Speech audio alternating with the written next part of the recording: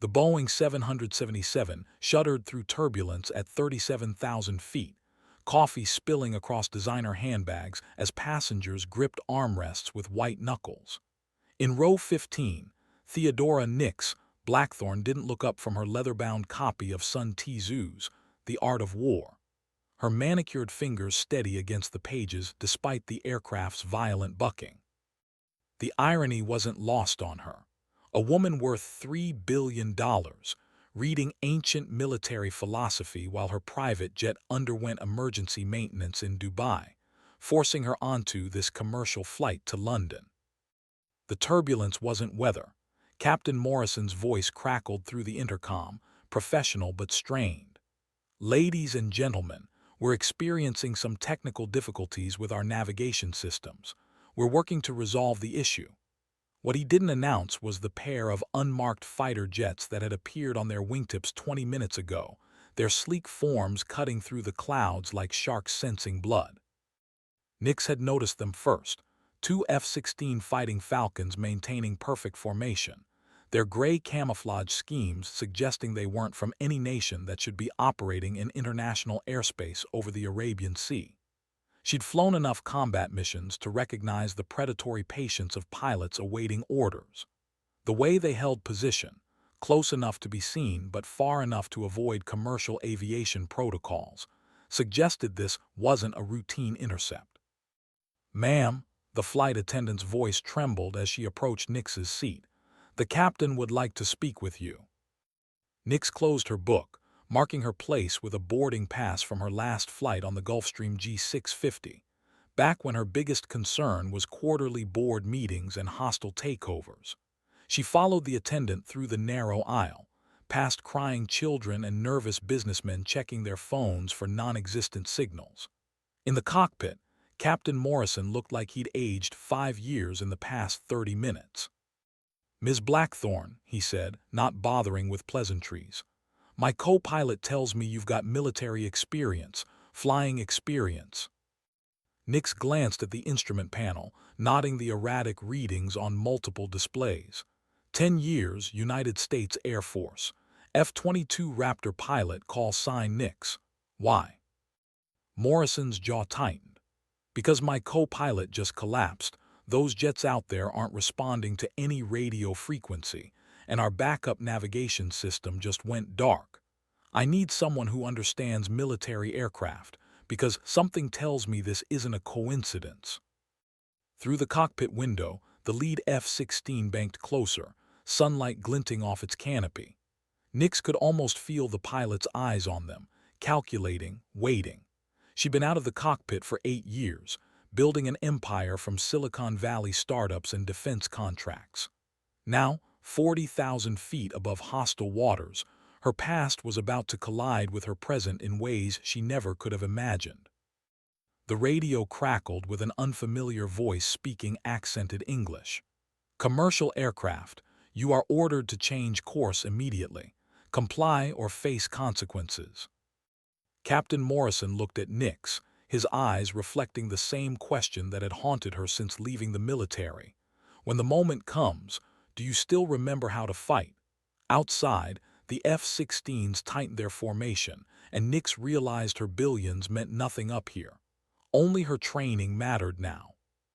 The sky had always been her first language, learned in the oil fields of West Texas where her father worked double shifts to pay for her flying lessons. Theodora Blackthorne had been 8 years old when she first touched the controls of a Cessna 152, her instructor's calloused hands guiding hers as they lifted off from a dusty airstrip that barely qualified as a runway.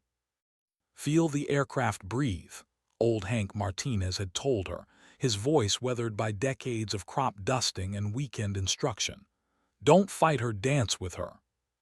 That philosophy had carried her through the Air Force Academy, where she'd earned the call sign Nix, not for any goddess mythology, but for her uncanny ability to navigate night missions when other pilots couldn't see their own instruments. In pitch blackness over Afghanistan, she'd brought home damaged birds and wounded crews by pure instinct, reading the sky like Braille through her fingertips on the stick. Now, in the cramped cockpit of a commercial airliner, Those instincts whispered warnings as she studied the formation of hostile aircraft. The lead F-16's pilot was good, maintaining perfect spacing, using the sun angle to mask his exact position, keeping radio chatter minimal. Professional. This wasn't some rogue operation or terrorist hijacking. This was military precision with unclear intentions. Commercial Flight 779, the accented voice returned, more insistent. You will alter heading to 090 and descend to flight level 250. Acknowledge immediately. Captain Morrison's hands trembled on the yoke. Commercial pilots weren't trained for this scenario. Their emergency procedures covered mechanical failures, weather and medical issues, not armed intercepts over international waters. Ms. Blackthorne, I need to know what we're dealing with. Nix pressed her face to the side window, analyzing the fighter's configuration. External fuel tanks suggested long-range capability, but she couldn't make out specific weapon loadouts from this angle. They're carrying missiles, but I can't tell if they're air-to-air or surface attack variants. Could be show of force, could be something worse. What's worse than being shot down? Being forced to land somewhere we don't want to go.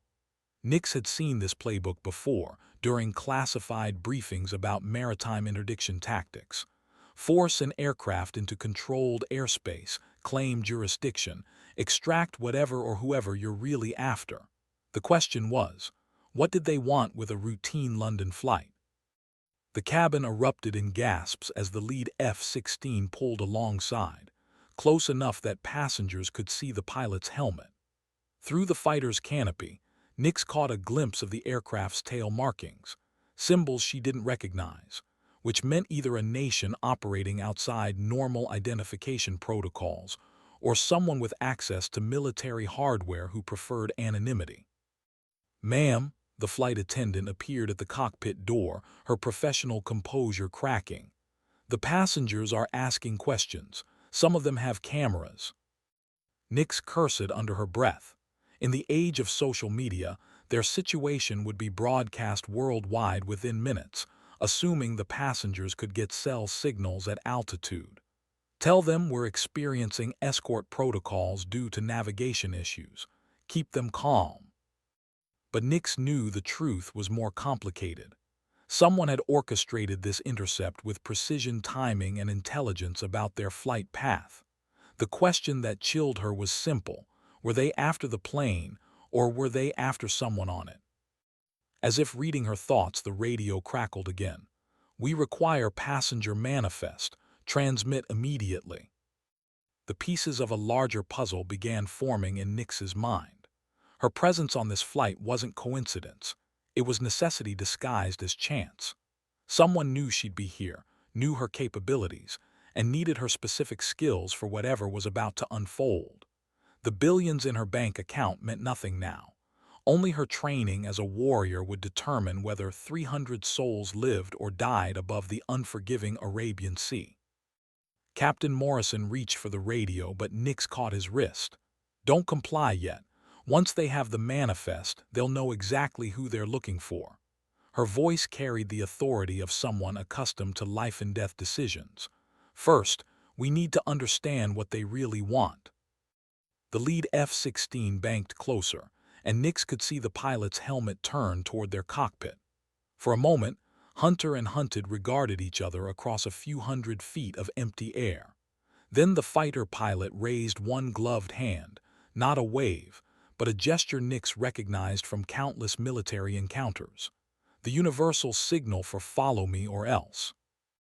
The second F-16 had dropped back, positioning itself behind the airliner's tail where it could monitor their compliance and deliver consequences if necessary. Classic intercept formation, one shepherd, one enforcer. These pilots knew their business, which made the situation exponentially more dangerous. They're boxing us in, Nix observed, watching the tactical positioning develop. Navigation failure was just the excuse to get us isolated. This was planned. Morrison wiped sweat from his forehead despite the cockpit's cool temperature. Planned by whom? We filed our flight plan through standard channels. Nothing classified about a London route.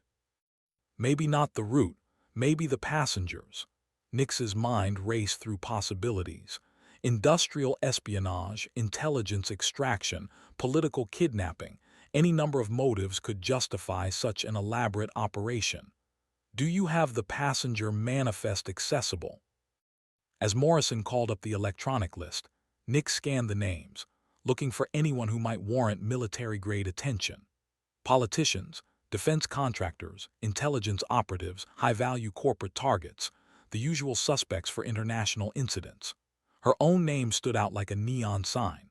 Theodora Blackthorne, CEO of Valkyrie Defense Systems, net worth $3.2 billion, former Air Force pilot with security clearances that still carried weight in certain circles. There, she pointed to the screen. That's why they want the manifest.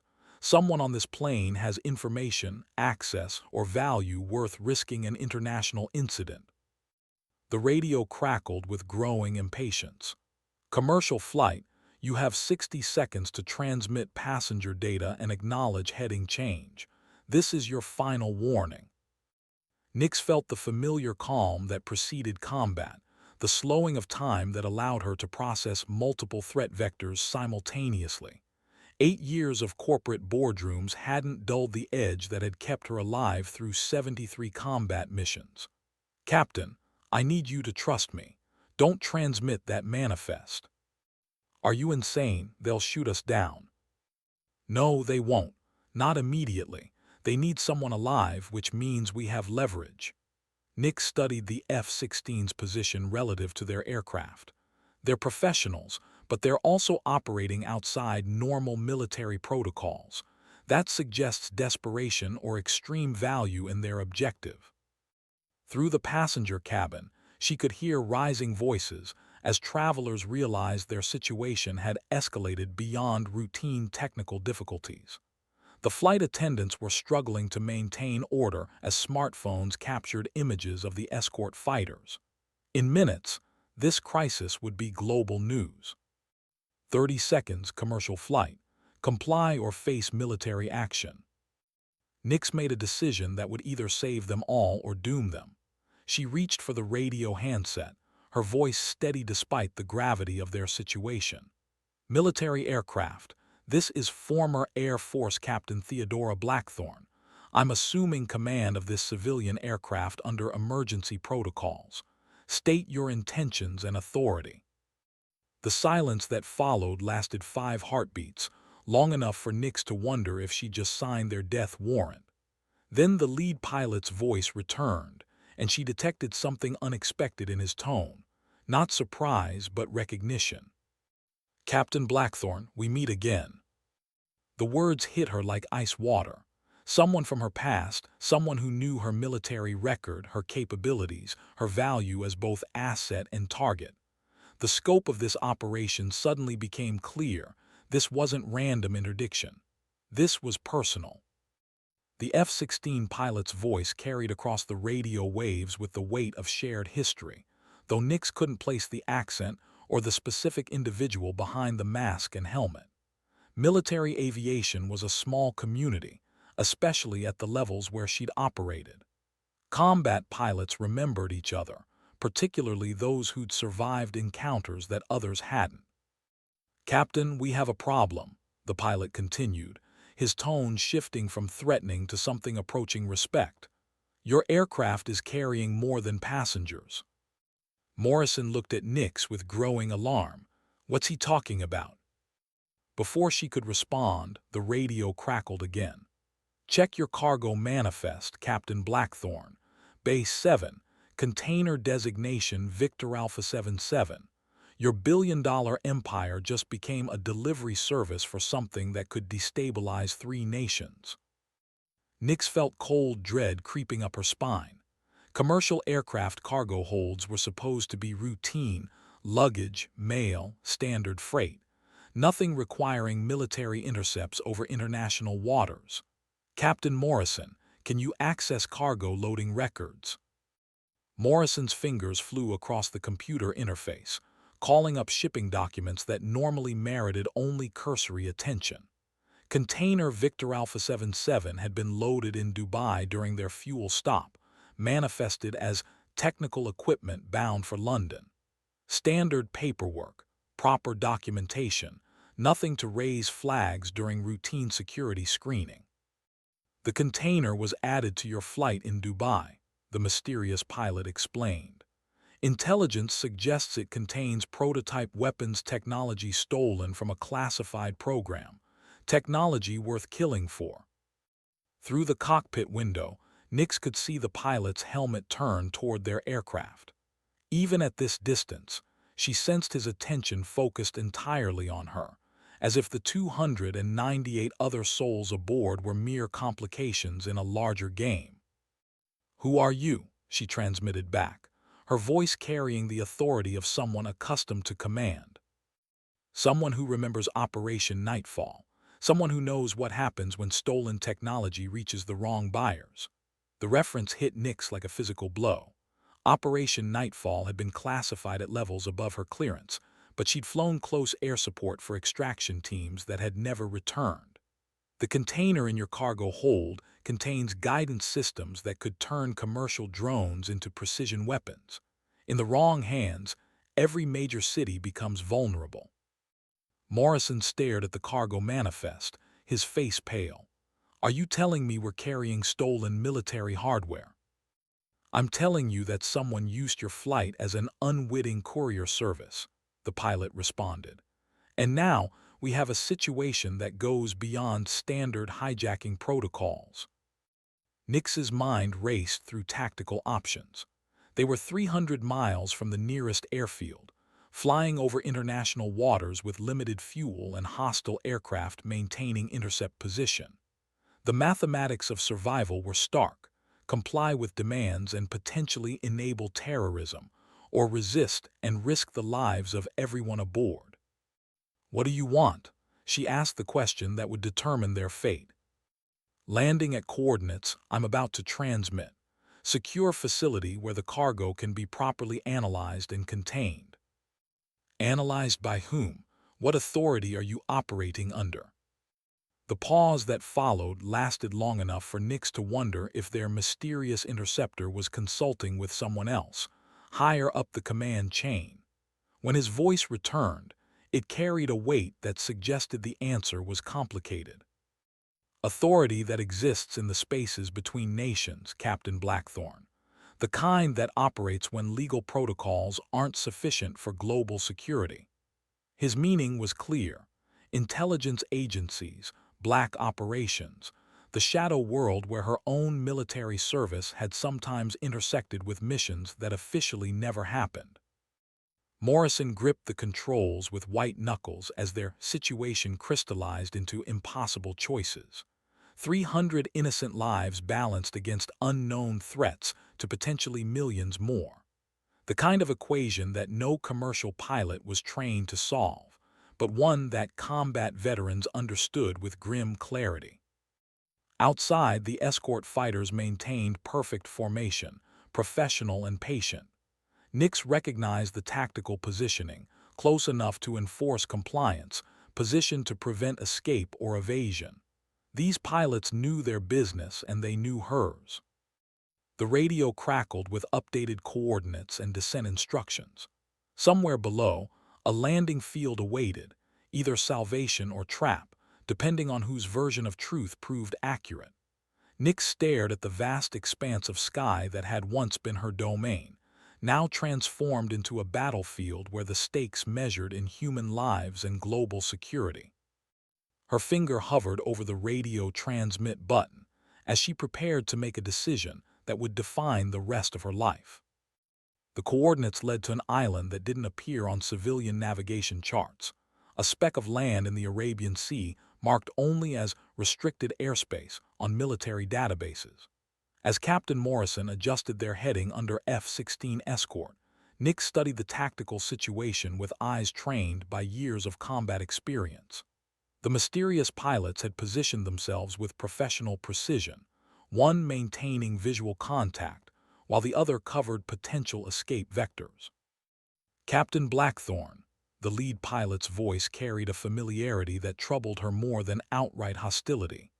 "Descent to flight level 100, airspeed 250 knots. The runway is 8,000 feet, adequate for your aircraft." Through the cockpit windows, the island emerged from morning haze like something from a classified briefing. Runway lights cutting across barren rock, several low-profile buildings that suggested permanent installation rather than temporary facility. This wasn't improvised.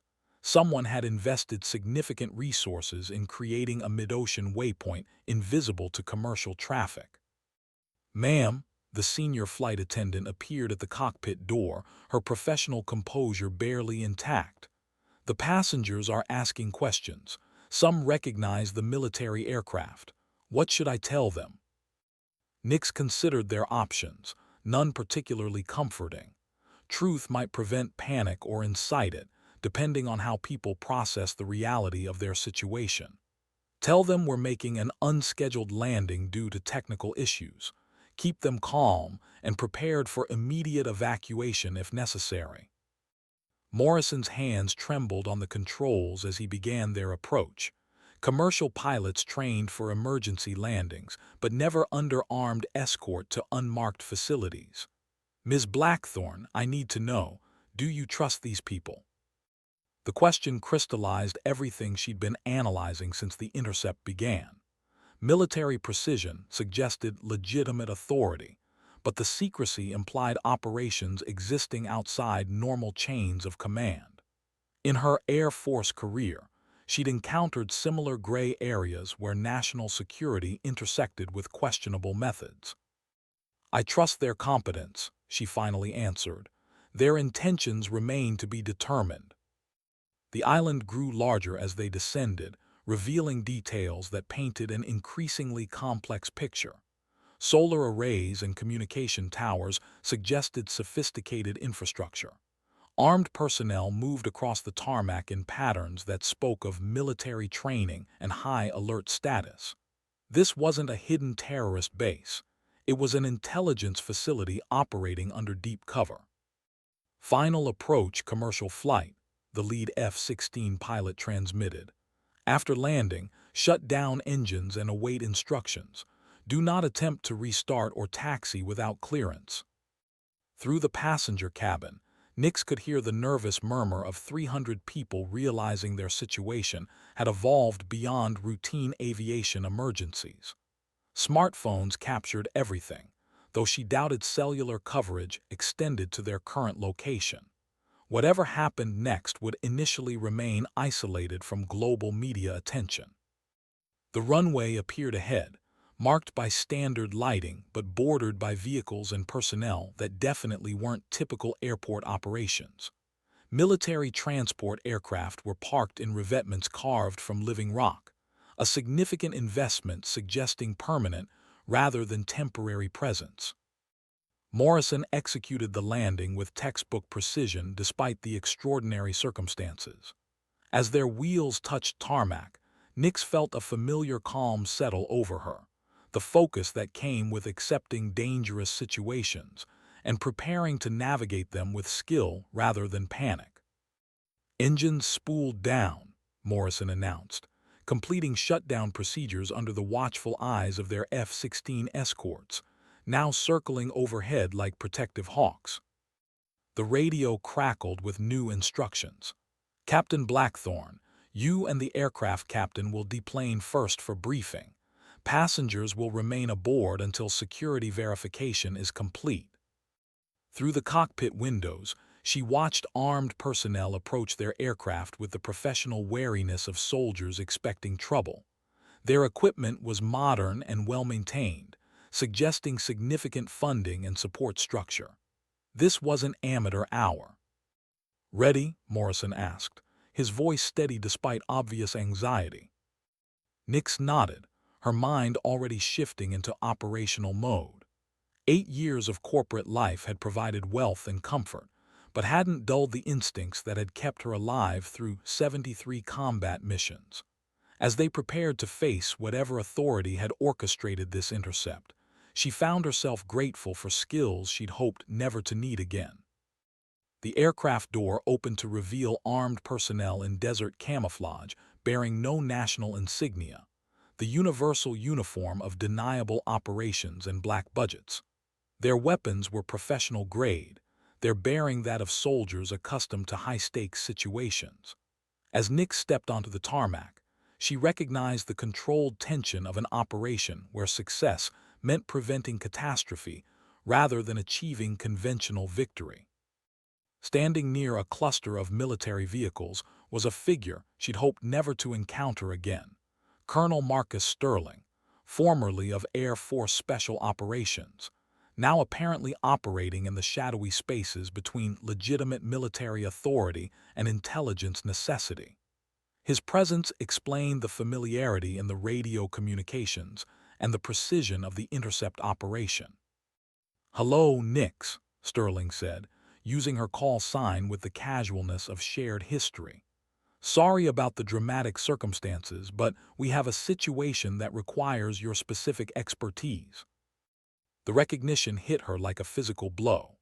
Sterling had been her commanding officer during the final years of her military service, the man who'd signed off on missions that officially never happened and objectives that remained classified above her clearance level. Seeing him here, in this unmarked facility conducting operations outside normal channels, painted their entire situation in new and troubling colors. "Marcus," she replied, her voice carefully neutral, "I assume this isn't coincidence." "Nothing about this is coincidence. Your flight was selected specifically because we needed someone with your clearances, your skills, and your current civilian status to handle a situation that's too sensitive for normal military channels." Captain Morrison stood beside her, clearly overwhelmed by the implications of their conversation. "Are you saying Ms. Blackthorne was deliberately placed on our flight?" Sterling's expression remained professionally blank.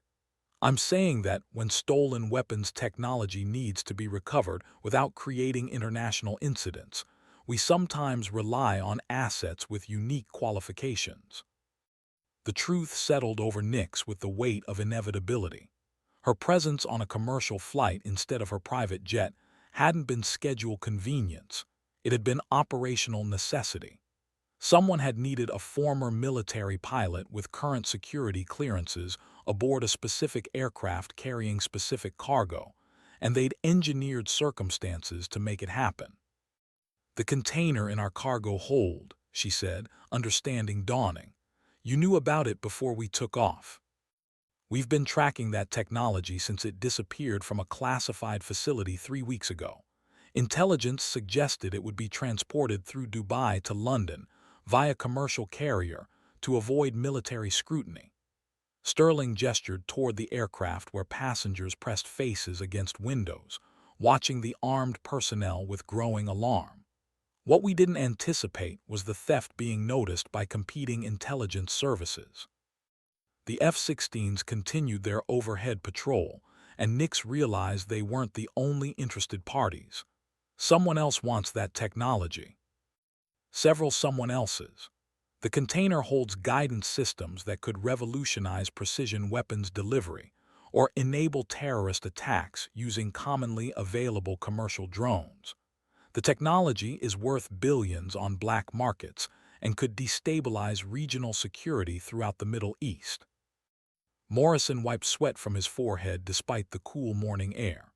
"So my aircraft is carrying stolen military technology, being pursued by unknown hostile forces, and landed at an unmarked facility run by intelligence operatives." "That's a reasonably accurate summary," Sterling confirmed with grim humor. "Which brings us to why we need Captain Blackthorne's expertise." Nick studied the armed personnel, the sophisticated infrastructure, the careful positioning of defensive assets around the runway. "You're not just recovering stolen technology, you're using it as bait." Sterling's slight smile confirmed her analysis. "The theft was orchestrated by a network we've been tracking for 2 years.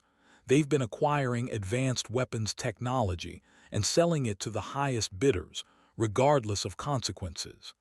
This shipment represents an opportunity to identify and eliminate their entire operation. Using 300 innocent passengers as unwitting participants in an intelligence operation. Using available assets to prevent technology capable of mass casualty, attacks from reaching hostile actors. Sterling's voice carried the weight of someone accustomed to making decisions where every option carried unacceptable costs. The passengers are safe as long as the operation proceeds as planned.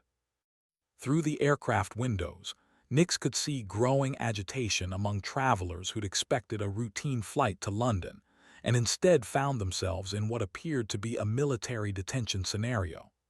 Children pressed faces against windows, while adults checked phones displaying no signal bars. "What exactly are you asking me to do, Marcus?" The radio crackled with urgent transmission from the circling F-16s.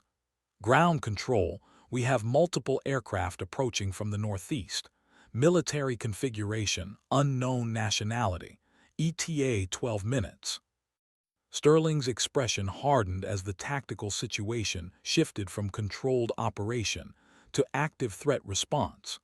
Now we find out who else wants this technology badly enough to risk international incident. The morning sky, which had seemed so peaceful during their approach, was about to become a battlefield with her former commanding officer, 300 innocent passengers, and stolen weapons technology caught in the crossfire. Nix realized that her billions, her corporate empire, and her comfortable retirement from military service had just become completely irrelevant. Only her skills as a warrior would matter in the next few minutes.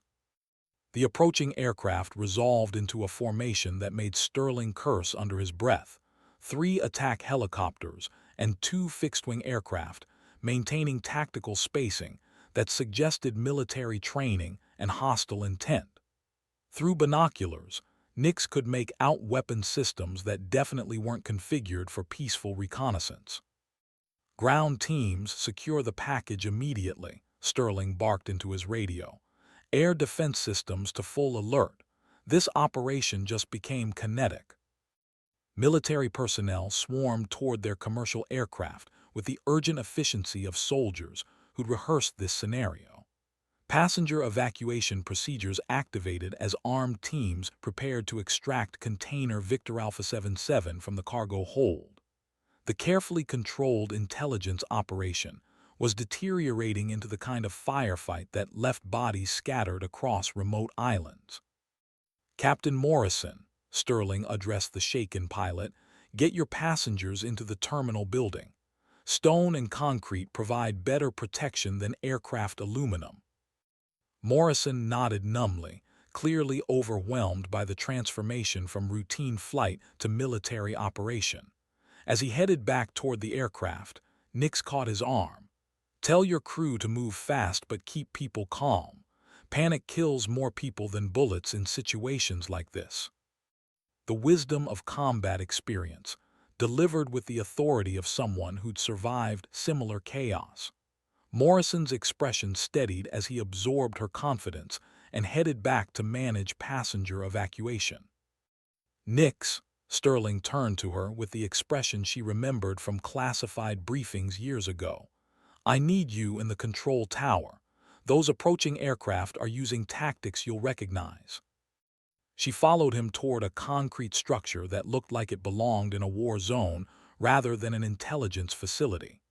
Inside, banks of monitors displayed tactical information that painted an increasingly grim picture. The approaching force consisted of aircraft bearing no national markings, but equipped with weapons systems suggesting state-level resources. Radar signature analysis indicates Russian-manufactured helicopters with modified weapon systems, a technician reported. Fixed-wing aircraft appear to be modified civilian jets with military avionics. "Mercenaries with government backing," Nix interpreted the intelligence.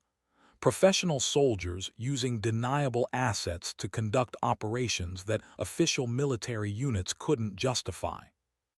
Sterling nodded grimly. the same network that's been acquiring and selling advanced weapons technology.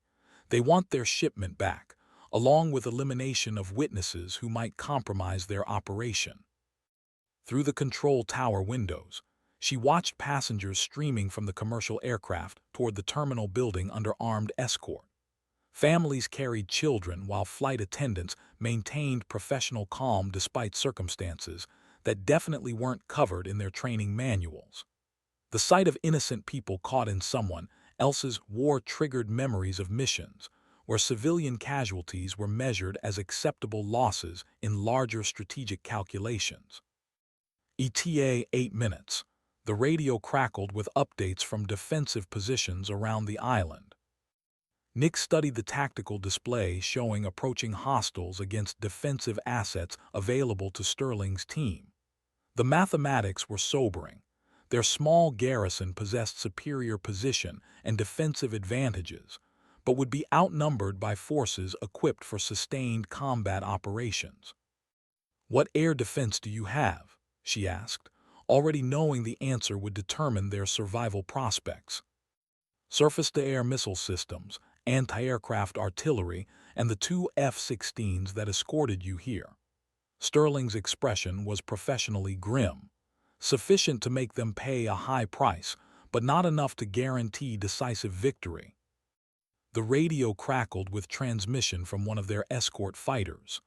"Ground control, hostile aircraft are spreading into attack formation. Recommend immediate defensive action." Through binoculars, Nix watched the approaching formation divide into elements designed to overwhelm defensive systems through simultaneous attack vectors. Attack helicopters would provide close air support, while fixed-wing aircraft delivered precision strikes against key targets. Professional tactics executed by pilots who understood combined arms operations. "They're not just here for the technology," she realized, studying the attack formation. "They're here to eliminate everyone who might testify about their existence." Sterling's radio crackled with urgent reports from his defensive teams. "All personnel to combat positions. This is not a drill. Civilian evacuation to hardened shelters immediately." The transformation from intelligence operation to active combat was complete. What had begun as a carefully orchestrated recovery mission was becoming a battle for survival against forces whose existence operated in the shadows between nations. Nix felt the familiar calm that preceded combat settling over her as she prepared to apply skills she'd hoped never to need again. "Marcus," she said, her voice carrying the authority of someone who'd commanded aircraft in hostile airspace, "I need to get back in a cockpit." Sterling looked at her with the expression of a man calculating desperate options. "The F-16s are already airborne and engaged. What did you have in mind?" Through the window, she could see a sleek aircraft parked in a hardened revetment, lines that suggested speed and maneuverability rather than cargo capacity. "That's not a transport plane." "Modified civilian jet with military avionics. Fast, agile, equipped with defensive systems." Sterling's slight smile suggested he'd been hopping she would notice. "Think you remember how to fly in contested airspace?" The question hung in the air between them as explosions bloomed on the horizon. Their F-16 escorts engaging the hostile formation in aerial combat that would determine whether any of them lived to see another sunset. Anti-aircraft fire erupted from defensive positions around the island as the first attack helicopters came into range, their weapon systems targeting the commercial airliner and terminal buildings where passengers had taken shelter. Sterling's radio crackled with battle reports as his garrison engaged an enemy force whose tactics suggested extensive military training and state-level resources. "Ground control, this is Falcon 1. One of their F-16 pilots transmitted over static-filled communications.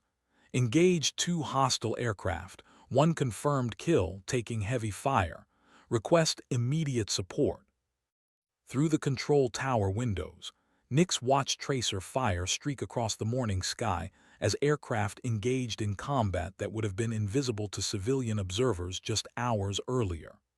The precise formation of attacking helicopters spoke of pilots who understood combined arms operations and had sufficient confidence to assault a defended position in broad daylight.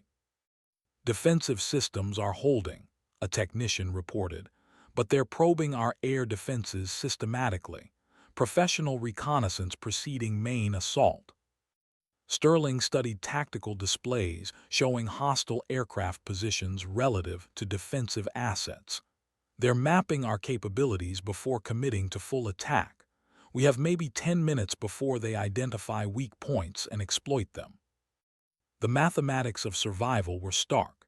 His small garrison possessed defensive advantages and superior position, but would be overwhelmed by sustained assault from forces equipped for extended combat operations. Success required eliminating hostile aircraft before they could coordinate effective attack against ground positions. "That modified jet," Nick said, studying the sleek aircraft parked in its hardened revetment. "What are its capabilities?" Mach 1.8 maximum speed, advanced avionics, defensive countermeasures, and air-to-air weapon systems that officially don't exist. Sterling's expression carried the weight of someone revealing classified capabilities, designed for deep penetration missions requiring deniable assets. The implication was clear. Intelligence agencies sometimes needed aircraft that could operate in hostile airspace without official acknowledgement or support. The kind of missions she'd flown during her final years of military service, when objectives required capabilities that conventional forces couldn't provide. "Keys?" she asked, already moving toward the stairwell leading to ground level.